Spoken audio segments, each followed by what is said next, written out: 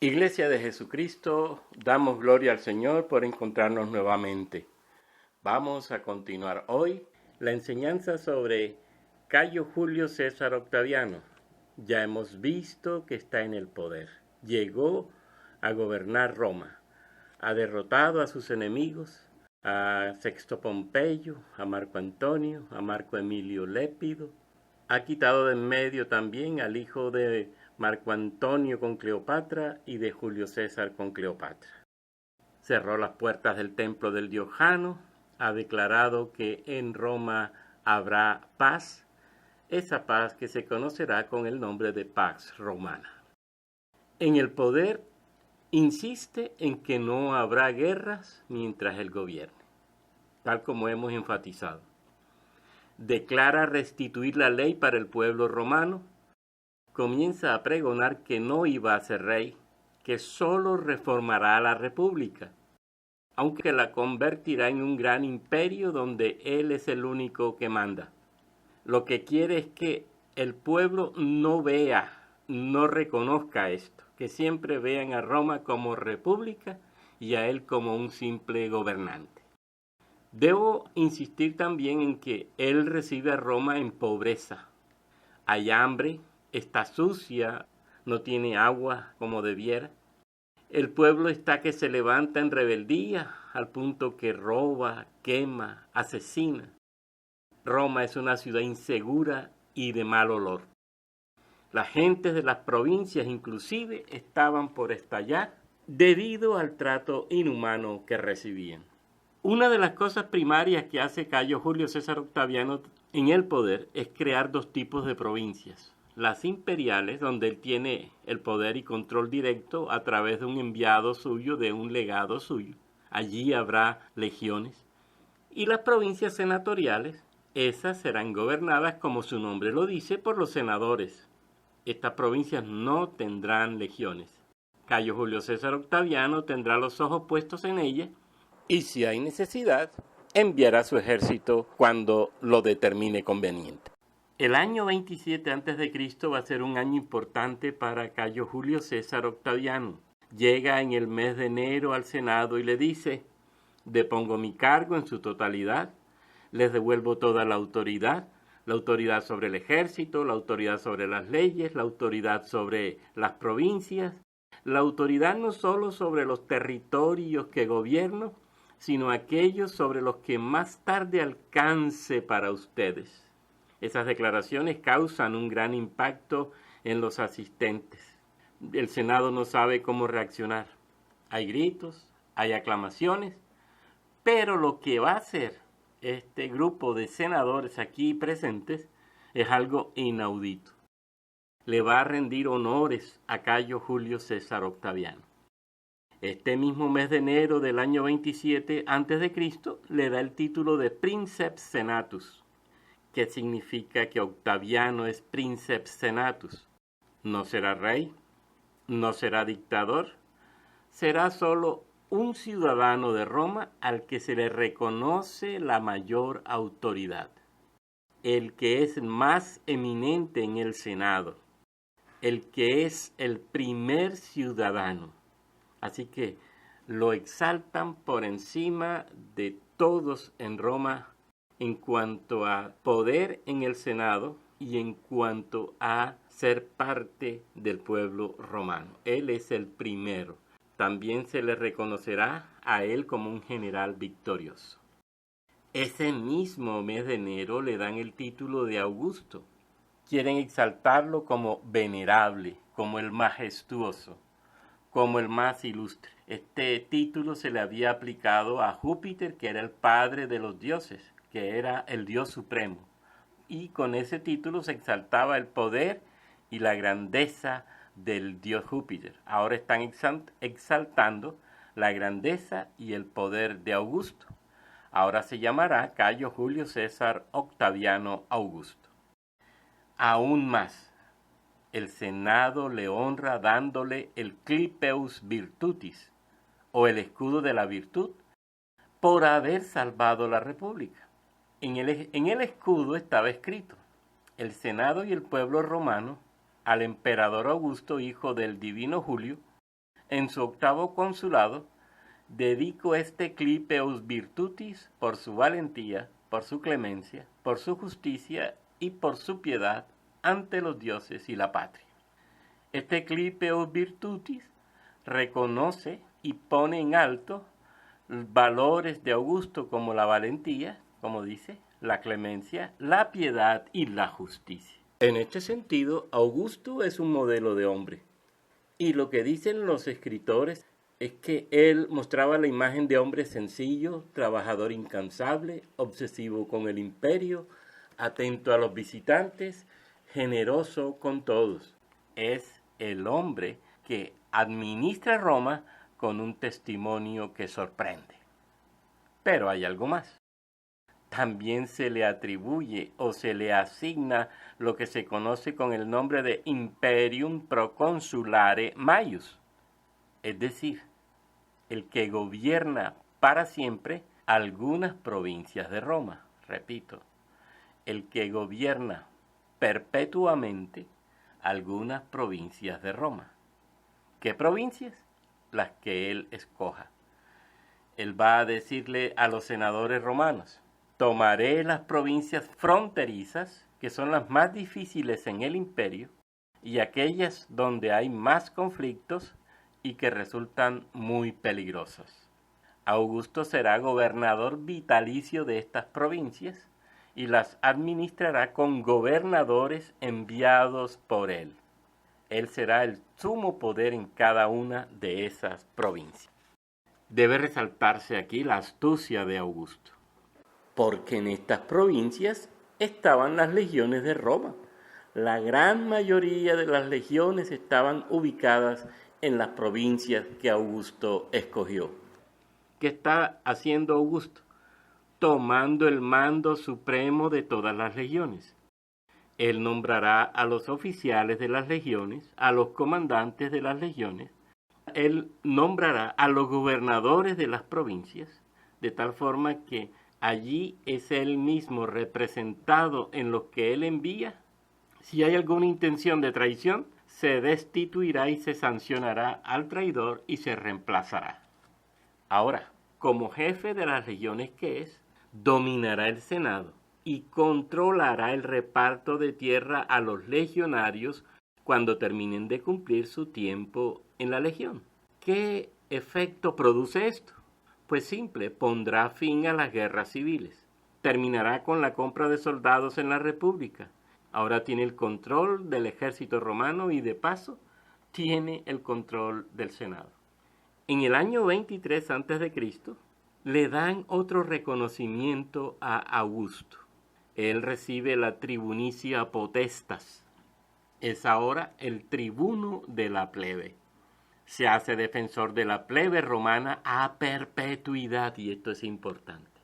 Este título o este cargo, el de tribuno del pueblo, lo faculta para proponer leyes, plebiscitos, para vetar la actividad de otras instituciones del gobierno, y nadie puede vetarlo a él, para imponer multas, castigos, inclusive la pena capital a cualquiera que interfiriera en el desempeño de los deberes. Augusto sigue permitiendo elecciones porque quiere hacer ver que Roma es república, pero hace votar un decreto donde se prohibía la compra por cualquier medio de votos a la plebe romana. El único que podía agasajar al pueblo romano era el emperador y nadie más. Aclaro, en Roma las elecciones a cargos de magistratura como pretor, cuestor, edil, cónsul, implicaba gastar mucho dinero con el pueblo. Y por eso se requería una gran fortuna para entrar a elecciones. El que aspiraba a un cargo de magistratura debía comprar la conciencia de los votantes. Me explico. Si yo me lanzo a cargo de pretor es porque tengo dinero. Y tengo mucho dinero. Ahora con ese dinero busco ganarme los votos de la plebe. ¿Cómo? Debo darle comida, dinero en efectivo, llevar al pueblo a que se divierta en las carreras de cuadrigas, que disfrute las termas, las carreras en el estadio, que vaya a fiestas, entre tantas otras cosas. Y si salgo elegido pretor, por derecho propio ya soy senador. Y como senador puedo recibir un cargo en el imperio. En Roma, aunque se decía que era en ese tiempo república, no era tal. Y nadie se imaginaría esto. Era una verdadera oligarquía, un estado gobernado por los patricios o por los más ricos desde el Senado. Todos los cargos del gobierno recaían en los senadores. Senadores eran los cuestores o encargados de las finanzas. Senadores eran los pretores o encargados de hacer justicia como jueces de la República. Senadores eran los ediles, los responsables de las obras públicas. Senadores eran los comandantes de las legiones que combatían en los rincones de Roma y fuera de ella. Senadores eran los gobernadores de las provincias en manos de la República. Y los cónsules, que administraban Roma en el máximo cargo, eran a la vez comandantes de los ejércitos. Todo lo hacen los senadores. En Roma no hay diferencia entre lo civil, lo militar y lo jurídico. ¿Qué va a hacer César Augusto como el tribuno de la plebe? Que ya las aspiraciones a cargos de magistratura no se compren en el pueblo, sino que el que salió elegido se gastará el dinero con la provincia o donde vaya. Eso implica el cargo de tribuno de la plebe, tener el control sobre el pueblo. Augusto será entonces quien lleve al pueblo a la diversión, que disfrute de las termas, que vea las peleas de gladiadores, las carreras en el estadio, que vaya a fiesta, entre otras cosas. Todo esto ahora será responsabilidad de Augusto y no de los candidatos a cargos de magistratura. Por otro lado, yo dije que Roma estaba pobre, arruinada, con hambre, sin agua, insegura, sucia, y Augusto va a intervenir cada aspecto y va a solucionar estos problemas uno a uno. Va a mostrar por qué es el tribuno de la plebe, por qué es el que ayuda al pueblo. Llama a su mano derecha Vipsanio Agripa para que sea él el que se encargue de ayudarlo en estas acciones para el pueblo. Augusto y Agripa saben que Roma debe reformarse y que el pueblo debe estar en mejor condición. Ahora, ¿qué va a hacer Agripa? En primera instancia, alimenta al pueblo. Barcos provenientes de los rincones del Mediterráneo abastecen Roma. La comida no será un problema más en Roma. El pirata que lo impedía era Sexto Pompeyo y ya no está en escena. La nona se convierte en medio para acabar la crisis del hambre en Roma. Agripa reparte sal y aceite de oliva, imprescindibles para la comida romana. Vende trigo muy barato en los graneros del Estado. Con estas acciones, Roma verá acabada el hambre en sus rincones. Augusto no solamente le da diversión al pueblo, sino que también le da comida.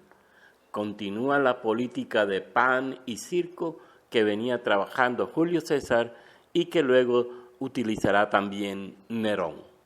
Pero ¿qué más van a hacer Augusto y Agripa? Disponen 170 espléndidos baños en la ciudad y estarán abiertos para todos todo el año.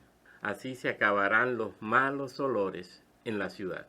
Y les ofrece festivales. Inclusive fue capaz de subvencionar a barberos para que ofreciesen sus servicios sin costo alguno a los romanos. También Agripa crea la oficina de las aguas. ¿Esto qué implicó? Que el río Tíber se dragara, se limpiara, inclusive sus afluentes sufrirían lo mismo. Con ello se acaban las inundaciones en Roma que eran comunes. Se crean los acueductos para Roma, el Aqua Julia y el Aqua Virgo. Se construyen 500 nuevas fuentes para la ciudad. Se construyen termas que estaban decoradas con numerosas estatuas y columnas de bronce y mármol para la ciudad. Se reparan y limpian el sistema de cloacas subterráneas de Roma. La ciudad empieza a mostrar otra cara. La fontana de Trevi y la fuente de Bernini todavía botan agua gracias al acueducto de Augusto. para eliminar los robos, la criminalidad, los incendios, se crean los Vigiles de Roma, es decir, un grupo de vigilantes, de guardianes de Roma. Augusto además construye la biblioteca latina, la biblioteca griega, y logra que sus generales inviertan en la ciudad, reformando o construyendo algún lugar importante para Roma. Por ejemplo, Tito Estatilio Tauro, comandante romano, construyó el primer anfiteatro de piedra de Roma en el campo de Marte. Augusto, en sus políticas económicas, también va a hacer algo que genera bienestar para el pueblo romano. Impulsó la agricultura con subsidios a los agricultores que se volvieron responsables. Se potenció la infraestructura. Las obras dieron empleo a mucha gente. Había una tasa de desempleo alta, ahora eso va disminuyendo. Se reubican tierras cultivables que se dan a los veteranos de la guerra, y eso incrementó la masa productiva. Donó pequeñas parcelas a los pobres para que con ellas satisficieran sus necesidades básicas. Se abren nuevas minas, se crean nuevos caminos, se mejoran las rutas, se construyen puentes. Lógicamente esto ayuda para que se agilice el transporte y las tropas puedan también desplazarse rápida y en mejores condiciones. Se dedicó a exterminar a los bandidos, a los vándalos en caminos y piratas que pudieran aparecer en las aguas del Mediterráneo. En lo militar, Augusto se aseguró del manejo total del ejército y se ocupó de ellos en detalles mínimos, como hasta escoger personalmente los centuriones. Augusto no podía personalmente enviar a sus tropas al campo de batalla, pero nombró senadores que hicieran esta actividad, hicieran esta acción. Eran generales cercanos a él. Augusto había escrito una especie de autobiografía que se conoce con el nombre de Res Gestae Divi Augusti. Leo tal como está escrito. Esta Res Gestae Divi Augusti narra sus acciones desde el año 44 a.C. hasta el 13 después de Cristo. Aunque exactamente no se especifica, no se sabe cuándo comenzó a escribirla ni cuándo la terminó. Este documento se grabó en columnas de bronce a la entrada de su mausoleo en el campo de Marte en Roma. Y también se encontró una en Ankara, Turquía, escrita en griego y latín, y en Antioquía de Pisidia, escrita en latín. Otra en Apolonia, escrita en griego. Pero, ¿qué decía la Res Gestae Divi Augusti? Augusto describe qué hizo. Leo el texto.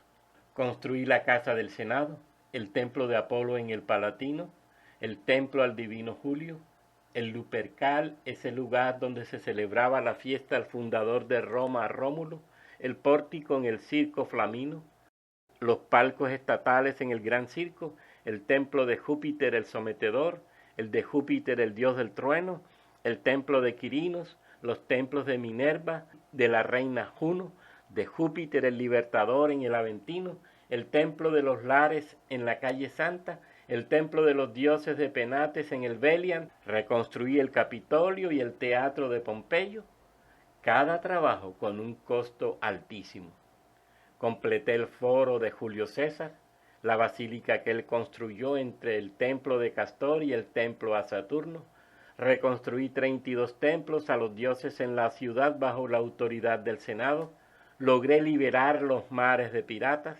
Hice crecer las fronteras de todas las provincias del pueblo romano con las que lindaban pueblos que no se sometían al poder nuestro. Pacifiqué las provincias de las Galias, las Hispanias, igual que la Germania, con lo que el océano fue nuestro límite desde Cádiz hasta la desembocadura del río Elba.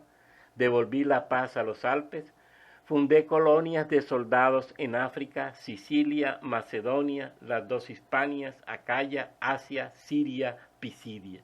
Buscaron en mí refugio suplicantes los reyes de los partos, Tiridate y Fraate, hijo del rey Fraate, Artabasde de los medos, Artaxare de los adiavenos, Dunnobelaunno y Tincomio de los britanos, y Melo de los Sugambros. Y tengo que agregar que los gastos que afronté en espectáculos escénicos, en juegos de gladiadores, en atletas, en cacerías, en naumaquia, y el dinero regalado a las colonias, a los municipios, a las ciudades devastadas por terremotos o incendios, o el que di en privado a amigos y a senadores, dichos gastos fueron incalculables. Fueron millones y millones de sestercios. Augusto permite que se le hagan estatuas, imágenes, pero casi todas de él joven. En ese sentido, se presenta como el que no tiene edad. Así se promueve como un dios. No puedo dejar de lado el hecho resaltante que Augusto se llama a sí mismo Imperator César Vivi Filius, el comandante César victorioso, el hijo del divino.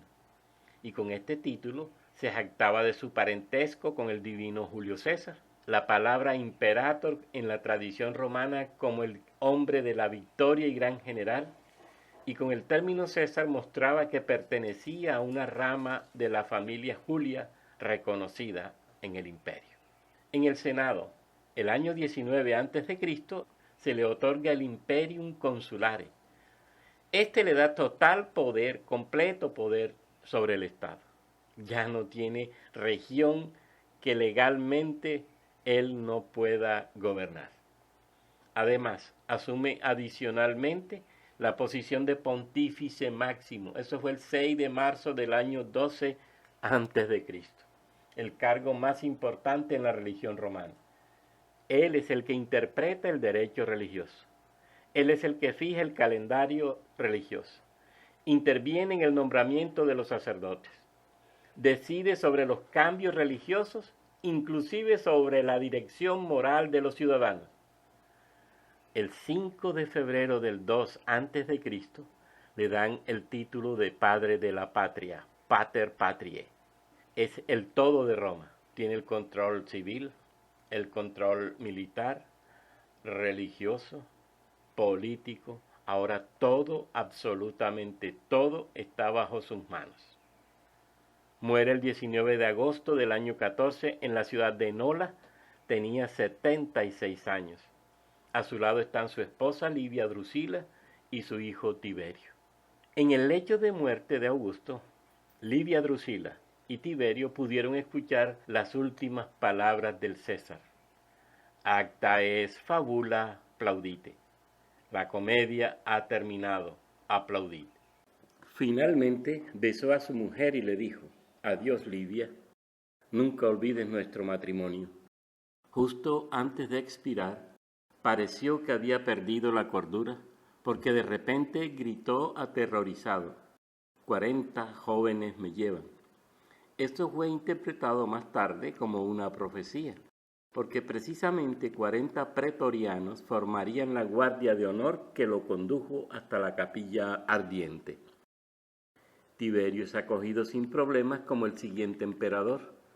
Él había sido adoptado por César Augusto el 26 de mayo del año 4 después de Cristo. Y lo adoptó dejando claro que su decisión obedecía únicamente a razón de Estado, tal como lo dice Suetonio en la vida de Tiberio. Tiberio era un competente administrador y un experimentado militar, pero Augusto no lo quería a él. Había puesto sus ojos en sus sobrinos Cayo y Lucio César, hijos de Octavia, su hermana, con Vipsanio Agripa. Pero estos sobrinos murieron. También tenía en mente a Druso, su preferido e hijo de Livia. Como los anteriores, también había muerto. Por eso Tiberio sigue en el gobierno tras la partida de Augusto, quien va a ser divinizado al poco tiempo de su muerte. El nombre de Augusto será utilizado como título por emperadores que le sucedieron, especialmente los de la dinastía Julio-Claudia, Tiberio, Calígula, Claudio y Nerón.